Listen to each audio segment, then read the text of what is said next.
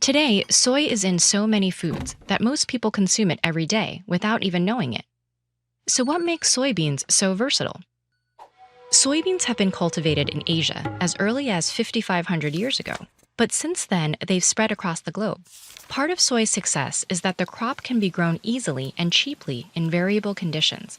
And once they're grown, soybeans have an incredibly high density of proteins and fats, ingredients which in recent years have been used in everything from mayonnaise to biodegradable plastic. The ideal method for separating these components depends on what you're trying to extract. To isolate soy proteins, dehulled beans are sometimes pressed through rollers to create thin flakes, and then steeped in water to draw out the proteins. Alternatively, whole beans can be simply soaked and ground into a whitish protein-rich liquid. In both cases, the resulting substance can be used to make spongy foods like tofu, or filtered to produce soy milk. And at the industrial scale, these proteins can be used in various ways to help make processed foods. Soy fats may be even more versatile. In one extraction method, soybeans are dried, cleaned, and then fed into an extruder. This machine simultaneously heats and presses the beans, producing a liquid containing soy oil and other fatty components. By adding water and spinning the mixture, components are separated into two parts: refined soy oil for things like salad dressing, and a substance called lecithin.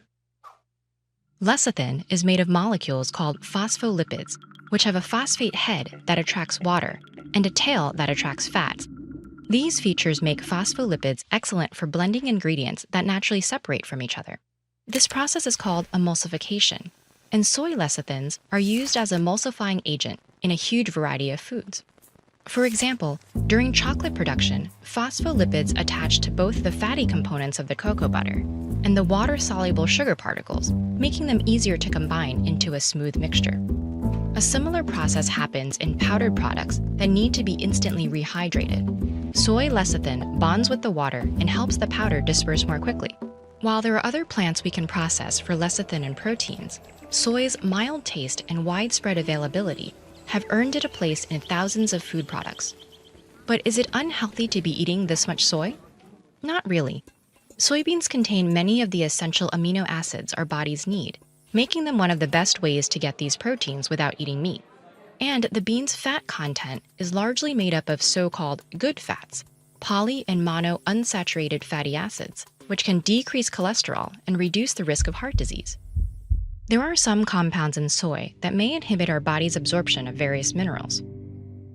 And about 0.3% of the general population has a soy allergy, which can be severe in rare cases.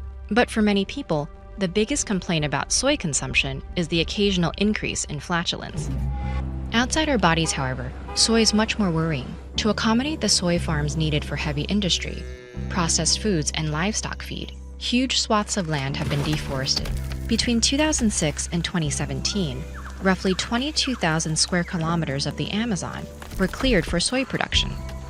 In some regions, this has also led to the displacement of farmers and indigenous communities. So if we want to keep using soy and all its byproducts, we'll need to find a way to do it humanely and sustainably.